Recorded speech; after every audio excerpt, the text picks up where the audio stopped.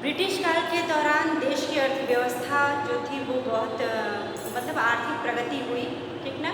लेकिन वो भी आर्थिक प्रगति किसके लिए हुई?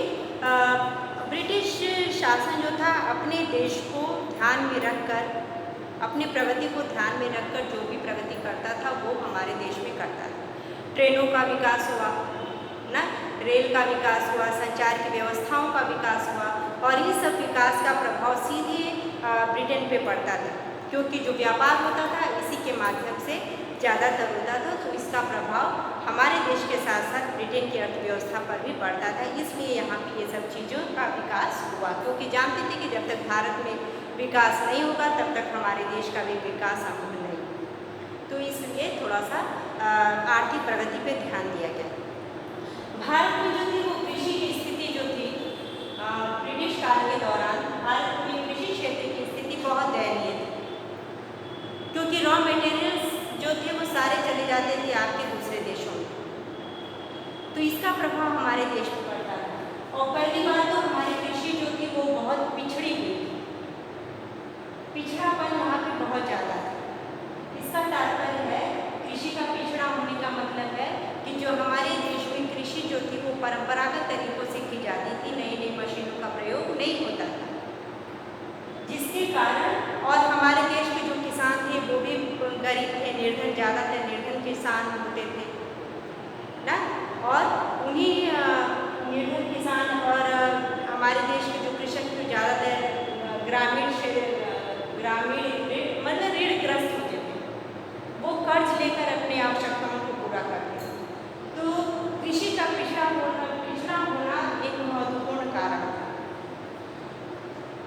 निम्न उत्पादन का, जब कृषि पिछड़ी हुई रहेगी, नए नए तरीकों का प्रयोग नहीं होगा, तो जाहिर सी बात है कि उत्पादन भी कम होगा, ठीक।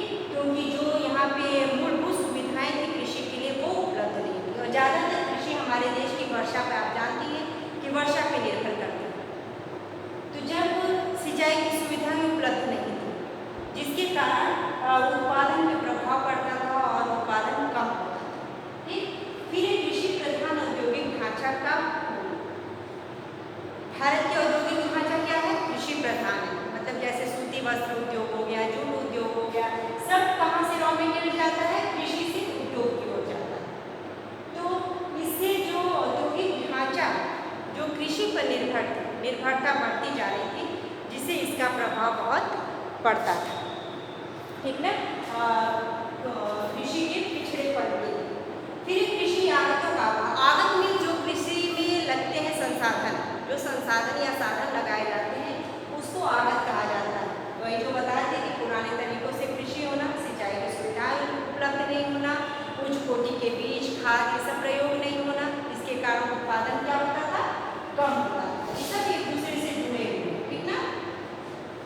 फिर कृषि जनसंख्या का दबाव कृषि पर, क्योंकि अभी भी भारत में लगभग 52% जनसंख्या जो है वो कृषि पर निर्भर करती है, ठीक। कृषि पर निर्भर करती है लगभग 52% जनसंख्या।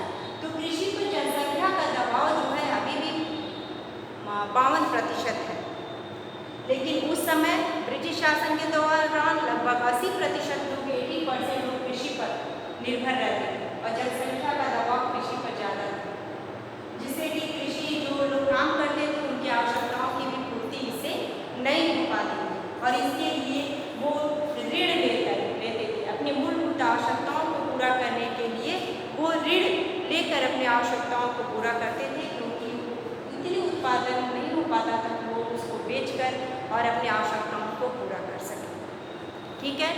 फिर इसके बाद भू राजस्व संबंधी जो प्रणालियों का प्रचलन था, जैसे भारत में आज़ादी से पहले जमींदारी प्रथा थी। जमींदार जो होते थे वो किसानों का बहुत शोषण करते थे, ठीक ना, और उनसे लगान वसूलते थे, चाहे कृषि उत्पादन हो या न हो, लेकिन लगान अवश्य वसूलते थे, जिसके कारण जो लगान देने के लिए कृषक को ऋण लेना पड़ता था, किसानों को ऋण लेना पड़ता था, और इसी तरह से वो ऋणग्रस्त होते चले जाते थे। एक आवश्यकता को पूरा करने के लिए ऋण लेना पड़ता था, तो उस ऋण को देने के लिए ऋण लेना पड़ता था। इसी तरह से ये केवल ऋण ले लेकर अपने जीवन का गुजारा करते थे। तो इस तरह से ये था कि भारत में जो कृषि स्थिति थी ब्रिटिश शासन के दौरान या ब्रिटिश शासन के समय वो बहुत खराब थी। लेकिन आज़ादी के बाद इसमें काफ़ी सुधार हुआ है और हम कह सकते हैं कि हम खाद्यान्न में आत्मनिर्भर हुए हैं, ठीक, वर्तमान में। तो निष्कर्ष कुल मिला के यही निकलता है कि स्वतंत्रता प्राप्ति के समय ब्रिटिशों के द्वारा अपनाई गई जो भी नीतियाँ थी वो भारतीय कृषि के अर्धविकसित जो रूप में पाई गई, मतलब पूरी तरह से उसका विकास नहीं हुआ, अर्धविकसित रूप में वो प्राप्त हो। और इसी अर्धविकसित का वो था कि भारत अभी भी विकासशील देशों की श्रेणी में खड़ा है। यदि ब्रिटिश शासन के दौरान कृषि क्षेत्र में प्रगति की गई होती, औद्योगिक ढांचों में सुधार किया गया होता, तो भारत आज विकसित देश होता जैसा कि ब्रिटेन है। ब्रिटेन तो विकसित देश बन गया, लेकिन भारत वहीं का वहीं खड़ा है। लगभग अभी भी 70 सालों से भारत विकासशील देशों की श्रेणी में ही खड़ा हुआ है। अब इसी तरह से ये औद्योगिक क्षेत्र की स्थिति क्या थी, इसमें भी कुछ उद्योगों का विकास हुआ था स्वतंत्रता प्राप्ति के पहले। कुछ उद्योगों का विकास जैसे जूट उद्योग, चीनी उद्योग, सूती वस्त्र उद्योग, इस पे ज़्यादा ध्यान दिया गया, कपड़ा उद्योग, इन सब चीज़ों पे अधिक ध्यान दिया गया। तो जिसके कारण ये उद्योग जो थे थोड़े से विकसित देश थे। और Tata steel and iron company का पहला खुला था जमशेदपुर में 1960 में। 1960 में Tata steel and iron company खोला गया था 1960 में, पहली कंपनी जो थी मिल, ठीक ना। तो कुछ जो क्षेत्रों का विकास हुआ था और कुछ क्षेत्रों का नहीं हुआ था। औद्योगिक क्षेत्र की स्थिति,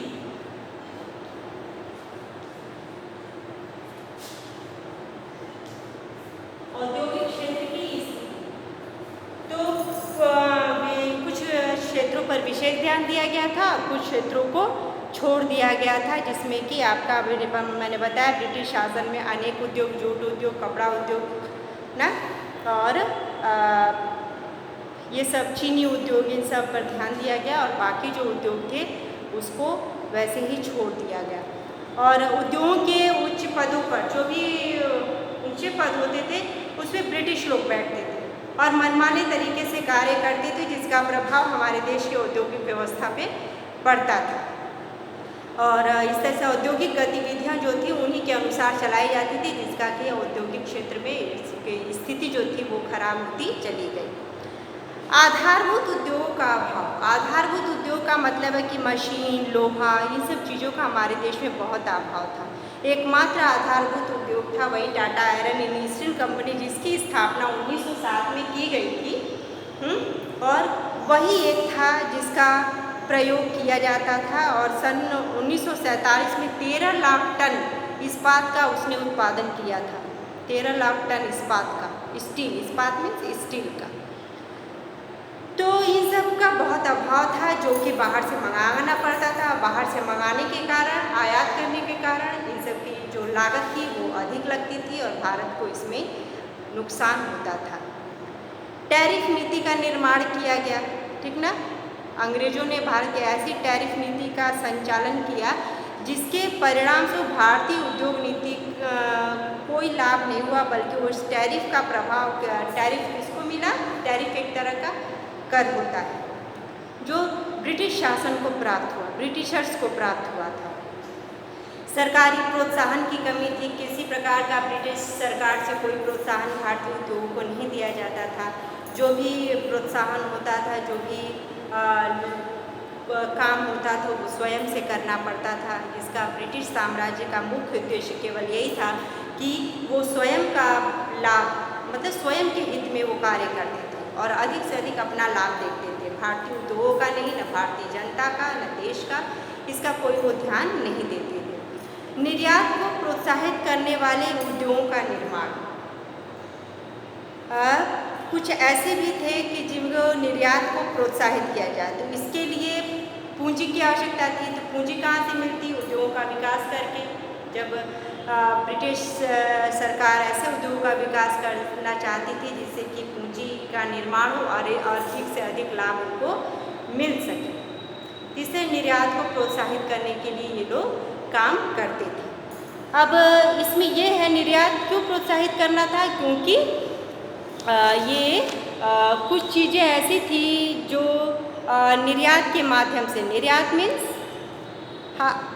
इसलिए कि वो कच्चा माल जो था वो निर्यात करके कहाँ ले जाते थे, अपने देशों में ले जाते थे। तो इसलिए इन चीज़ों को प्रोत्साहित किया गया, जो रॉ मटेरियल्स था ज़्यादा उसी को प्रोत्साहित किया गया, कच्चे माल पर, और उसको अपने देश में ले जाते थे और वहाँ से तैयार माल ले आके हमारे देश में या एशियाई देशों में, क्योंकि यहाँ का मार्केट बहुत बड़ा था, जनसंख्या बहुत ज़्यादा थी, लोगों की डिमांड रहती थी, इसलिए यहाँ पे ये लोग ले आकर बेचते थे, तो इसका प्रभाव पड़ता है। ठीक है, तो और लघु और कुटीर उद्योग, धीरे धीरे इन सब उद्योगों, बड़े बड़े उद्योगों के आ जाने के कारण जो लघु और कुटीर उद्योग थे, जो कुटीर उद्योग थे उनका पतन होता गया। पतन मीन्स ये धीरे धीरे समाप्ति की ओर चले गए, क्योंकि इन सब वस्तु, जो इनमें वस्तुएं हमारे देश में बनती थी, उसकी डिमांड दिन ब दिन कम होती गई, क्योंकि मशीनों से तैयार माल बारीक होते थे, अच्छे बनते थे, इसलिए उन वस्तुओं की डिमांड बढ़ गई। और जब हाथ से बनते थे या छोटे उद्योग के अंतर्गत जो वस्तुओं का निर्माण किया जाता था, उसकी डिमांड धीरे धीरे धीरे धीरे कम होती चली। तो धीरे धीरे लघु और कुटीर उद्योग या हस्तकला उद्योग का पतन होता चला जा रहा था हमारे देश में, और इसका प्रभाव हमारे देश की जनता पर पड़ा, क्योंकि ज़्यादातर जनता जो थी वो इसी पर निर्भर करती थी। लघु और कुटीर उद्योग के माध्यम से ही अपना रोजगार या जीवन यापन करती थी। तो इस तरह से औद्योगिक क्षेत्र की भी स्थिति बहुत अच्छी नहीं थी बच्चों, ठीक ना। मतलब कि ब्रिटिश शासन के दौरान ना कृषि क्षेत्र की स्थिति अच्छी थी, ना औद्योगिक क्षेत्र की स्थिति अच्छी थी। आज़ादी के बाद महत्वपूर्ण परिवर्तन हुए, ठीक ना, चाहे वो कृषि क्षेत्र के अंतर्गत हो, चाहे औद्योगिक क्षेत्र के अंतर्गत हो, बहुत सारे परिवर्तन हुए। जब भारत आज़ाद हुआ 1947 में, उसके बाद इस क्षेत्रों की स्थिति को सुधारने के लिए पंचवर्षीय योजनाएं बनाई गई, जिसके विषय में हम आगे के चैप्टर में पढ़ेंगे। और आधारभूत संरचनाओं का विकास किया गया, आधारभूत उद्योगों का विकास किया गया, सड़कों का निर्माण किया गया, रेल परिवहन का विकास किया गया। और मतलब परिवर्तन के संकेत तो पहले ही दिखाई दिए थे, क्योंकि रेल का विकास, सड़क का विकास और जो जल मार्ग का विकास, संचार के साधनों का विकास आज़ादी से पहले शुरू हो चुके थे। लेकिन बाद में आज़ादी के बाद इसको और मजबूत किया गया और पंचवर्षीय योजनाओं के माध्यम से इस लक्ष्य को पूरा करने का मतलब जो उद्देश्य निर्धारित किया गया था, उस लक्ष्य को पूरा करने का हर संभव कोशिश किया गया। और हम बहुत तरह से अभी सड़कों का निर्माण भी बहुत तेज़ी से हो रहा है, सुन रहे हैं 8 लेन सड़क है, 4 लेन सड़क है, सबका निर्माण हो रहा है। और रेल परिवहन की स्थापना हो रही है और नए नए रेल मार्गों का विकास हो रहा है, जल मार्गों का विकास हो रहा है, जिससे कि हमारे देश की जो आर्थिक स्थिति है और कृषि की स्थिति है, दोनों क्या हो, मजबूत हो, तभी हमारा देश मजबूत होगा और हम आत्मनिर्भर बन सकेंगे। ओके, तो आज के लिए बच्चों इतना ही। ये 11th A के लिए रिवीजन की तरह है, लेकिन 11th C के लिए ये ध्यानपूर्वक पढ़ने के चैप्टर है। आप ध्यानपूर्वक इसको पढ़िएगा, जो नहीं समझ में आएगा वो मुझसे बताइएगा। Thank you.